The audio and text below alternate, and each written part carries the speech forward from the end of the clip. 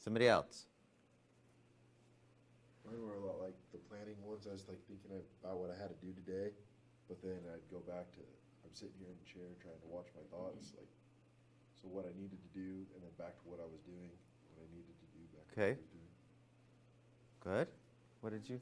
A lot more like what I'm like feeling, like my arms kind of hurt, or like my ears are ringing, or like stuff like that. You were tuning into what you were noticing in addition to your thoughts, right? Or your thoughts were about those things. Okay. Mine were kind of like a tangent from the chair, which is weird because I would just think about a chair and then I thought about the first thing that came to my mind from the chair, and then From the chair like that you're sitting on? You said imagine a chair. Yeah. So pull up a chair and watch your mind. Oh, so you Yeah. actually, here's the chair. I just pictured it in my mind, and then I was like, why is he having us picture a chair? And then I was like, what if somebody pulled a chair out from underneath me when I tried to sit down? That'd be funny. And then I thought about something that was funny from from the past day, and then I was like, oh my gosh! And then we watched a movie yesterday, and that actually happened in the movie. And I was like, that's why I'm thinking that right now. And anyways, it was just like that's how my mind goes. It just goes from one thought to another. Like that. And that's pretty much all of us, isn't it? Sometimes we control them. Oh, I'm going to think about this. But sometimes when we stop taking that control, then it's like bumblebees. You know, like a hive of bees. Just that's how I picture that.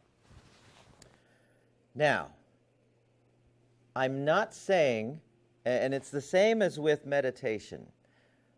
What did I say to do with meditation when you have all of those thoughts? What? Pick a mantra. Yeah. You That's what I just did. you let yourself have those thoughts and you slide in a point of focus underneath. Mantra, meditation. You don't try and you still have your 50,000 thoughts of the day, which is apparently how many we have. In mindfulness, as we're being mindful, as we're meditating, and those two are kind of synonymous, they're almost synonyms, you don't try and stop the lots of thoughts. But we do say that we do have some control. This kind of gets us into there. Four primary mental characteristics immediately move you into a state of mindful awareness. In other words, 4 things that you can do that take you from future past to now. Awareness is in the moment. Got it? 4 things that we can do. And if we do these, and the more we do these things, the more we practice it, the more that muscle gets stronger and stronger, where we're just automatically focusing. And the result of that is peacefulness, because we're safe in the here and now. Okay, so pay attention. What does that mean? That's it. That's just another way of saying be mindful. Okay, so the first thing we do is we stop. Now, what do you think it is? And those of you who took stress management, some of this is familiar. What do we stop? What's that? Yeah, the lots and lots of thoughts that are... okay, it sounds contradictory because just a minute ago I said you can't do a whole lot about those lots of thoughts. But if you take control, you can.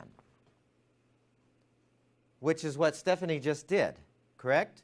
She said, "No, oh no, I'm going to think about deliberately these things." What's the first rule of the mind? That's the second one. First rule is you can only focus on one thing at a time. Second rule is you can choose what you think about. So we did say, in one breath we said, yeah, our minds are like this, but in the next breath we can say, and I can choose what it is I do want to focus on. So stopping is merely meaning we kind of push the stop button on the mental chatter that is stressful. You don't have to worry about the future and past thoughts that are enjoyable. We don't want to take those away. But when there's something that we notice, oh man, I got to speak in this meeting in 2 days, and oh, I'm so nervous. You have the power to stop that thought. You ever been in an argument with somebody? Really bad argument. And you keep reliving it over and over and over, right? Long after the argument is done, you're going over it in your mind. Man, I wish I'd have said that. No, if I'd have said that. Ooh, how could he possibly said that to me? Ooh, right? And your body all the while is going, well, we must be in an argument right now because I can't go future. So it's going stress response, thinking it's happening now. And all of you have taken the control button and said, yeah, I'm tired of listening to that loop film. I'm pushing the stop button. I'm not going to think about that argument anymore because it's not serving me very well. Stop. Okay, so that's the first thing we can do is we can, if we have control of what our thoughts are, we can push the stop button. It says, much of our mental monologue consists of thoughts about things that are not happening here and now, like what I just had you do, where your thoughts were all over the place. There's a chair over here. What's he going to say if he asks me about, that's how it works. So you push the stop button since you're in control. Does that make sense? People will say, well, it's just not easy. But we've all got that power, and we've all done that because we've stopped thinking about things all the time.